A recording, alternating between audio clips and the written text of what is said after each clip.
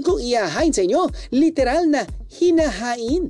O ano, ready na ba kayo sa pangmalakasang food trip? Para sa unang pagkain, guess eat muna, biyeheros. Ano ang tawag sa itim na beans na ito?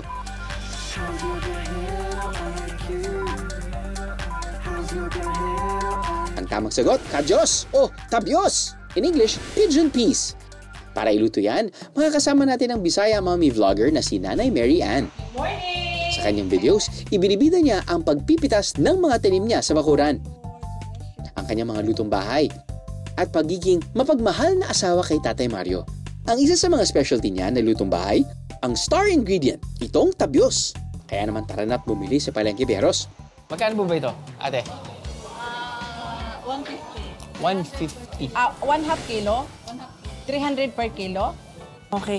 Ano po pinagkaiba nito sa yung green na munggo?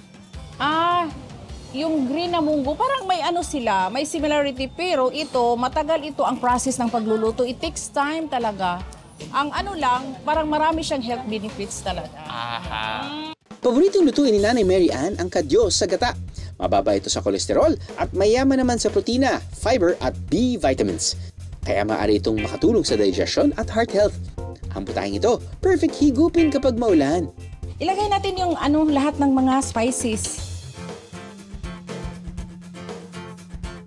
Hindi po ba natin i-aapo yan, ma'am? Oo. Mamaya na. Mamaya na. Pag ano na. Tapos Kuya na. Daniel, mamaya na. Pagtapos na natin lahat. Matapos paghalu-haluin ang lahat ng sangkap, hihintayin lang itong kumulo. Gano'ng katagal po pag kumulo? Mga 10 to 20 minutes lang. Luto na ang ginataang kadyos. Cooked with love yan, biyeheros. Gusto ko yung munggo, pero gusto ko rin yung pagluto ni Mami Mary Ann dito sa kadyos. Maybe dahil may kata. Maybe dahil merong ginger. Sarap ng aftertaste ng ginger na nalasahan ko. And maybe dahil yung munggo may konting laban. Sometimes, kung mapapadpad ka dito, ito yung maalala mo. Yung mga dishes locally. Local dishes na pwede mong matikman bago ka umuwi ng Manila. Kung medyo nahirapan kayo sa paghula ng naunang pagkain, eto sure ako, alam nyo na to.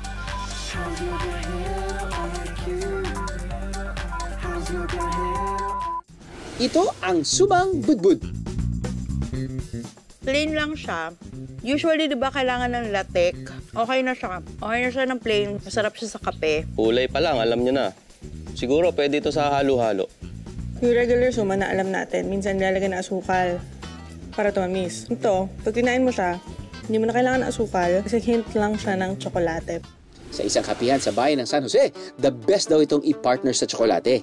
Pero kailangan muna nating paghirapan yan, biyeheros.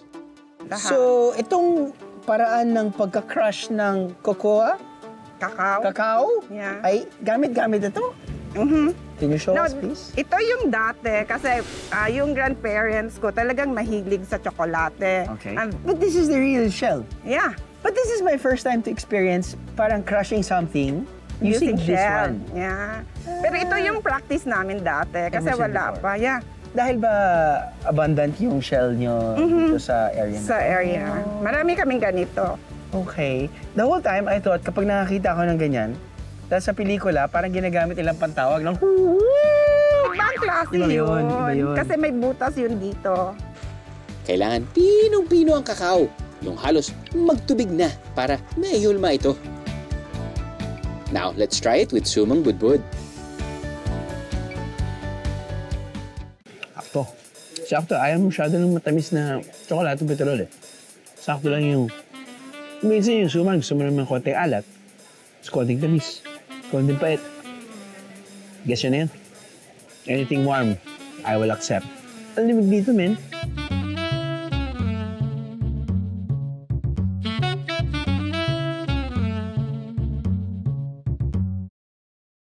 Nilalamig pa rin. Kung gusto mong painit, pwedeng dumaan sa painitan ng Dumaguete, biyeheros. Meron daw ditong tinatangkilik mula noon hanggang ngayon. 10 years na akong suki dito sa Teves na Butuhan. Kasi aside sa malinis siya, mura lang. Name this iconic duo, Viajeros.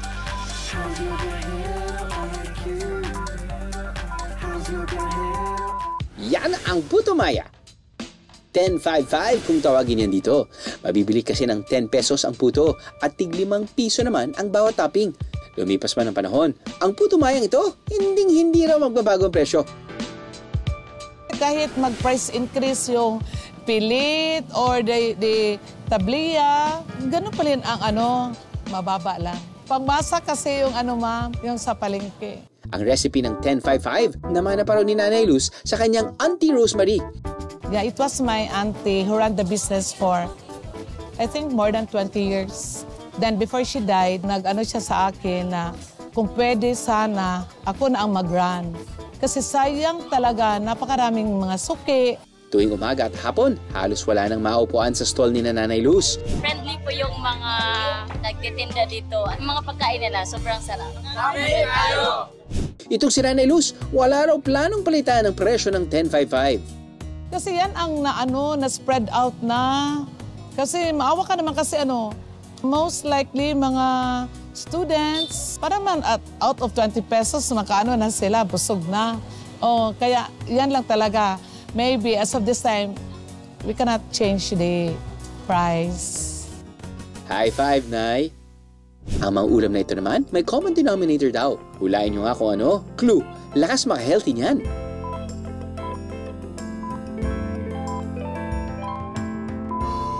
Ang tamang sagot, prutas! Ulam na may prutas? Gusto niyo yun? Valencia, kilala bilang isang lugar na napakayaman sa mga prutas. Ito ang Valencia Express. Ang pagluluto ng Valencia Express, kapareho lang daw ng pagluluto ng Bicol Express. Pero ang twist, hinahaluan nila ito ng prutas.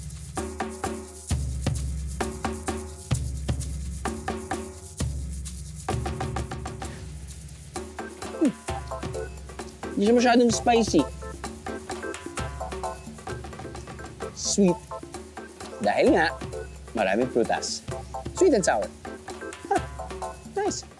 Pwede rin matikman ang version nila ng humba. Siyempre, mixed with fruits pa rin.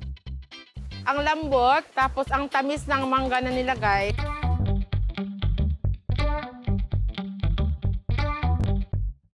I'm the meeting is a biyahe.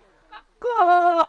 All you gotta do is just subscribe to the YouTube channel of GMA Public Affairs and you can just watch all the Behind the Drew episodes all day, forever in your life. Let's go! Yeehaw!